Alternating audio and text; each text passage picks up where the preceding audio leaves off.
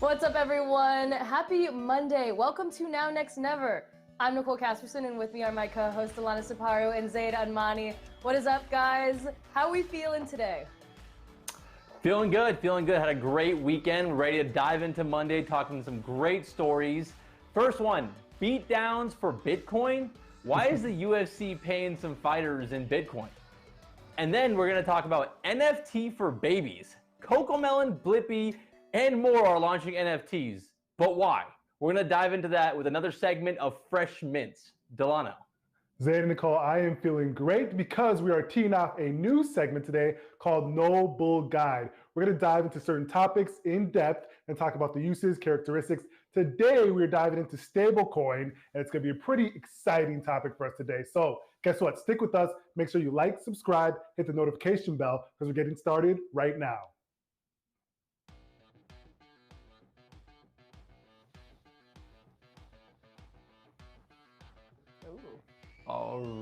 Alrighty, beatdowns for Bitcoin. Why is the UFC paying some fighters in Bitcoin?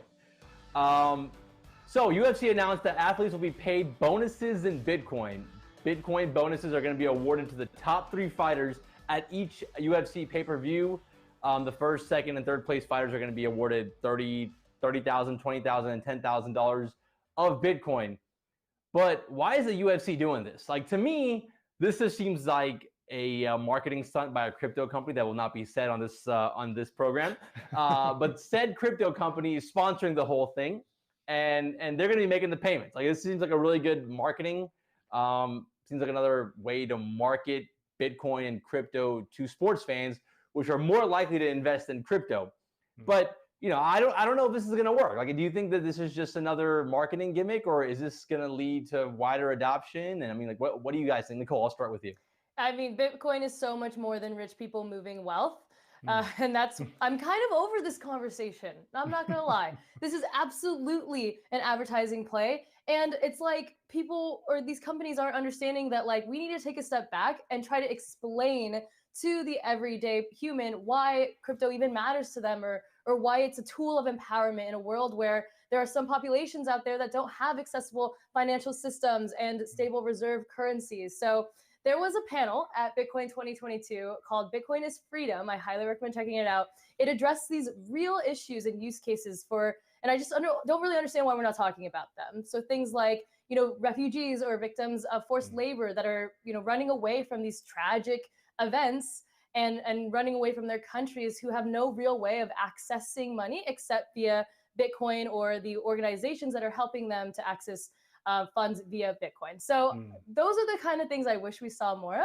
I definitely just think that these crypto companies are, missing the point with these kind of advertisements, and I'm not really for it. Yeah, it makes a lot of great points, Nicole. And I was trying to think of it from the other side, Zaid, Nicole, like, why would the UFC do this, right? Like, obviously something promotional, there's different things going on in that nature. But, the UFC has obviously been in the scrutiny a lot for what's underpaying athletes, especially the athletes that are not top tier when it comes to pay-per-view. So usually this kind of fight of the night is fan voted. It's for people that go out there and put everything on the line. And a lot of those times these people are underpaid, whether it's gals or men are underpaid. And this is an opportunity for them to get something that some believe is a reserve asset, an asset to hold, right? And if you look back to 2010, hopefully I'm pronouncing his name right, Lazio was a guy that's been all over the news. He spent 10,000 Bitcoins back in 2010 to get 2 Papa John's pizza pies. And he's been in the news literally talking about how he regretted that decision, because I think one of the tallies, obviously we know right now that would be worth so much, right? So these are people that we don't have a crystal ball and believing on where Bitcoin's price is going to go from here. But we do know that people want to hold it as reserve asset. And yeah, sometimes they can get cash, but other people want to hold this reserve asset and use it for the future, Zaid. So that's kind of why I see, UFC doing this in a sort of sense. I mean, I get that. And Nicole, you made some excellent points there. I think the part that I struggle with here, though, is like you said, Delano, these fighters aren't like multimillionaires. Some of them are not making that much money at all. So you're paying these people in Bitcoin.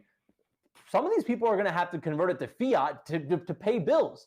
And I wonder what the tax implementations are about this, right? So they're getting paid in Bitcoin, which I'm sure is being taxed, right, as income. And then if they convert it from Bitcoin to fiat, they're going to have to pay taxes again. Like, I feel like this might even hurt some fighters further, if it's especially people that actually need the cash to pay for bills and things like that. So I just, I mean, it seems like it's more of a marketing play right here, but it might not be even like the best for all the fighters that are being involved here. And what a terrible message, right? To like try to share with people. Like even if the fighters that are involved, right, aren't going to actually like benefit that much, and it's all just this like big marketing play, then yeah, that kind of just sucks. Like you're not even showing a good, you're not even doing a good job of trying to like advertise it, because there's all these like cons for the people that are even involved. 100% agreed. Well, we're going to stick to the crypto theme. We're talking NFTs next. NFTs for babies? Cocomelon and Blippi are launching NFT projects, but why do these NFT projects exist? Guys, I'm a parent. I have a 3-year-old, and I can't understand what's going on here. But we're gonna dig into this in another edition of Fresh Mints. We love it. All right, I almost forgot to say that part. I'm not gonna lie to you guys. I scrolled right past it on my feed. I was nervous you were gonna miss it too. Oh yeah, I forgot. You have one job, Zaid. I know. I can't even. I struggle reading. All right. Speaking of someone who struggles reading, my 3-year-old who doesn't know how to read yet. She used to watch a lot of Cocomelon, which is for you parents out there. You guys know what Cocomelon is. You guys probably have it on loop right now as you're watching this show. It's a show that kids love. 100 million plus subscribers on YouTube. They are launching an NFT along with a couple other popular shows like Blippi, which my daughter's obsessed with right now. And look, at this point, NFTs have become mainstream. I don't have to tell you what NFTs are. Some people love them, some people hate them. I just don't get this though. Like, I don't understand why a kids show, specifically for like 1-year-olds and 6-month-olds, is launching an NFT. Like, which parent is buying this? Like, I personally wouldn't buy this. Because, like, okay, let's just say I buy one of these and show it to my kid. What is she gonna be like? Oh, thanks, Dad, for buying me a $50 NFT of JoJo the baby? Like, I don't get that. So, like, what's the game plan here, Delano? What do you think about all this? Zay, think of what you just mentioned. Your daughter's going to say thank you when potentially that NFT is worth hundreds, right? Hundreds of thousands. That's what you can potentially say thank you. No, I get it. You just mentioned like probably 100 million subscribers. People are probably watching it while they're watching Now, Next, Never. And that's the reason why you would release an NFT if you're these people in this situation, because they have an incredible large audience. You have a verifiable source where you can actually get the NFT. If you remember Beanie Babies back in the day, where did you get them? You just got it from like your McDonald's bag or from random stores. If you remember, obviously, Pokemon, that was everyone had them. But they had to go to other places to get them. Now you have a verifiable source with a huge audience where you can get them. Then, yeah, no one knows where the price of these NFTs goes from here. But, people want to hold them as a collectible. They like to hold assets to commemorate times in their lives. And you could, give it to your daughter something to commemorate for something she watched a long time ago that she doesn't remember, Nicole, right? Like, I don't have any kids, but that's kind of where I would think like the value comes from these. Zaid, it seems like you should maybe ask. What if she really wants something like this? You want the JPEG? Thanks, Dad. Go get me a toy from Target is what she's going to tell me to do. What is that, like the evolution of children's toys, right? Is instead of these like physical stuffed animals or these physical things, it goes over into like NFTs, and your kid's like, thank you so much, Dad, for this JPEG. I'm so excited. I mean, that's literally what it could be. So I like to kind of zoom out a little bit. At the very least, I do kind of love that there's more of this discussion around, I guess, children learning about digital assets and like a new wave of financial literacy. I mean, you guys said it, Cocomelon has 132 million followers. It has 126 billion views to date. That is just absolutely crazy. Half of them are my kid, probably. Yeah, exactly. And you think she doesn't want a JPEG of it. And I like it to be able to digitally collect it. But it's one of the most viewed shows on YouTube. So I just see a lot of maybe potential to actually start to teach kids at a really young age. I mean, granted, these are like toddlers or whatever, but still, less than 17% of the U.S. high school students have a personal finance requirement. That is from Council for Economic Education. 86% of Americans think financial education through classes K through 12 should be mandatory, but that is not the case. That is from Country Financial, one of their surveys. So maybe NFTs are a great way to have more financial literacy in schools. I'm all for more financial literacy. I just feel like NFTs probably aren't it, because like I feel like kids nowadays are like, yeah, I bought this NFT and it 10x'd overnight. So like they probably assume that's like normal. I feel like we need to normalize what investing is instead of assuming it 10x's or 100x's nowadays. I mean, true. That's a fair point. That's a fair point. True. Well, I'm excited to maybe get into a new segment that we have here. Welcome to No Bull Guide. Today we're talking about stablecoins. And to start, basically, stablecoins are cryptocurrencies that claim to continuously match a traditional currency. Yes, absolutely. I'm going to talk to you guys a little bit about what's the difference between Bitcoin and stablecoin, because I'm sure a lot of people are wondering. So Bitcoin, if you guys are familiar with, is very volatile. If you guys are like me and having notifications set up on your phone whenever Bitcoin drops above or below 3%, I get notifications like 8 times a day. So Bitcoin is volatile. Stablecoins are not meant to be volatile. They are pegged to assets. A couple assets could be things like the US dollar, the euro, the yuan, and even commodities. They can be pegged to commodities like gold and silver. And the way that people use stable coins is as a temporary store of value. So instead of converting your Bitcoin into US dollars or fiat, you can convert it to these stable coins if you wanted to take profit or cut losses immediately and didn't want to convert it to fiat. So traders use stable coins to move between exchanges as well because it's lower fees. If you transfer US dollars from one exchange to another, it costs more. If you use stable coins, it costs less money. So those are like a couple of use cases for stable coins. Yeah, Zay, diving in onto that transferring money use case. Obviously, when you're transferring fiat currency, there's a couple of things that people always notice. There's high fees because there's intermediaries, right? Like you usually have stated fees, then you have potentially hidden fees. You have currency conversion fees. If you know a lot of people that left their home country and immigrated to whether the US or somewhere else, and a lot of times they send money back to their home country. And a lot of times there's a lot of fees on that. And guess what? It also could be slow. It usually takes between 1 to 5 days to do that transfer. Now, stable coin transfers are actually, the objective is to make this have less fees, one, and to be faster, right? Because you're using blockchain technology. Obviously, you don't have that intermediary or that middle person to back in on. So you have to be careful and in all these transactions, of course. Another thing of the transaction of currency and stable coins is that you actually have a potential for people to, as we mentioned, the less fees because there's no intermediary, but you have the transparency via the blockchain. So both parties can watch the transaction and keep up with it, which I think is a different case, obviously, from fiat currency, Nicole.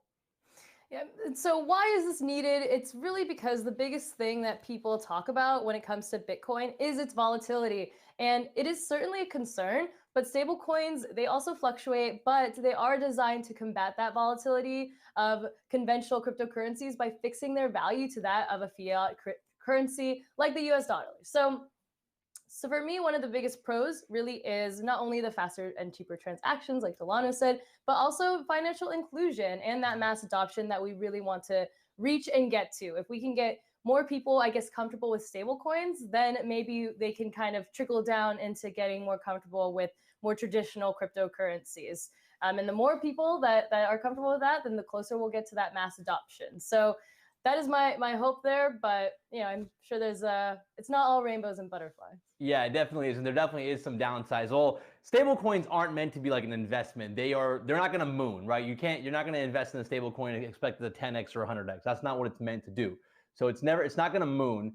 And it should be equal to the dollar, but there might be times where there might be slight fluctuations, and there could be times where it becomes absolutely worthless. There are some investment risks that Delano is going to walk us through. Yeah, you're exactly right, Zaid. So when you're looking to invest or to buy a stable coin, what are some of the things you should look for? One, obviously look at the underlying currency which the stable coin is pegged to, right? And so right now, there is no verifiable or one source place to go for these stable coin issuers to see if the underlying asset that they have the currency pegged to, they actually have that in reserve, right? The issuers are supposed to have these currencies backed usually 1-to-1 in reserve. And right now, there's no really good place for you to go to check, the issuers and see if they actually have that amount that they purport to have in reserve. So that's one thing that people that are buying stable currencies have to look at, is to make sure, hey, you understand that you may not be getting 1-to-1. The issuer may not have this 1-to-1 in reserve. There may be different assets in there. So that's something you have to do a lot of research, Zaid and Nicole, on before you buy into a stable coin. Yes, thank you guys so much for explaining all of that. That does it for No Bull and that segment. And hope you learned something about stablecoins. I know I already did. I'm already a little bit smarter just because of it. So thanks, guys. Moving on to Now Next Never. Yes, absolutely. Happening right now. Elon Musk is not joining the board of Twitter. Wait, did I talk too early? Okay, no, okay. Elon Musk is not joining the board of Twitter. If you guys remember from last week, all everyone was talking about was how Elon Musk bought 9.1% of Twitter and he was going to join the board and blah, blah, blah. Well, he's not doing that. He's backing off. I think the reason for that was because if he did join the board of Twitter, he would have been capped at only owning 14.9% of the company. And I think he has plans to buy more. So yeah, keep a lookout for that. And we'll see. I wonder like what the upper end of how much Elon does Elon potentially just buy out Twitter completely at this point? He seems to be obsessed with it. Yeah, he seems pretty obsessed and invested in the use case of Twitter, the Twitter doing well. I should say. Yeah, absolutely. So we'll see what happens. But yeah, that's still Twitter drama happening. We seem to be upset. I mean, I personally am somewhat invested in this story. So we'll see what happens. Happening next. All right, guys. LeBron James is bringing his talents to the metaverse into NFTs. So LeBron James has had his lawyers busy. They've been filing trademarks in the metaverse and for use of digital for NFTs. For one of the trademarks was for LeBron James, one was for King James, a couple others were for Strive for Greatness. And so, people are starting to wonder, what is LeBron James going to do? Is he going to release an NFT? Could he potentially have some sort of universe or metaverse area where we could play basketball against him and get ourselves crushed? I don't know, but we'll have to be watching this story, Nicole. Hey, he's going to have a lot of time to figure all this out because he's not going to be in the playoffs. So for my Laker fans out there, sorry. I'm a LeBron and Laker fan, so yes, they are not even in the playoff games, Abe. That's embarrassing. That is embarrassing. All the time, better to hang out in the metaverse. Okay, I'm glad I made a sports joke that made someone laugh. Okay, for never, I'm saying Miami as the finance capital of the U.S. Come on, guys, that's not going to happen, all right? Miami Mayor Francis Suarez, though, is really determined to make it happen, though. He is trying to make Miami the new capital of capital, and he's even unveiled a Bitcoin bull that mimics the bull of the financial district, but which there are some key differences. with some key differences. All right, crypto's genderless, guys. But I am on team New York City. Not that I'm on team traditional finance, but I do think that we can maintain a status of the financial capital of not just the U.S., but the world. The state does need to embrace crypto a bit more, but Miami, you can try. But exactly, I'm with you, Nicole. Nicole, you're in New York. You're saying all this stuff and you're flying to Miami literally tomorrow. See you tomorrow in Miami to talk about Bitcoin. She's coming back. I know, but I'm coming right back. I'm popping right in, coming back. I'll be very safe. But yes, but I'll miss you guys for the rest of the week. Absolutely. But I'll keep you guys posted. I am talking about Bitcoin there, so hopefully I'll learn something Take fun. a picture in front of the bull, please. All right. I'll take a selfie in front of the bull, and I'll send it to you guys. If you flash it on the show, that'll make my day. Yes. Yes, and then give me laser eyes, too. I've always wanted this. Love it. Nice, yes. All right, well, that does it for our show today, guys. Thank you so much for tuning in. Be sure to like, comment, and subscribe. Hit that notification bell. We'll see you later. Peace.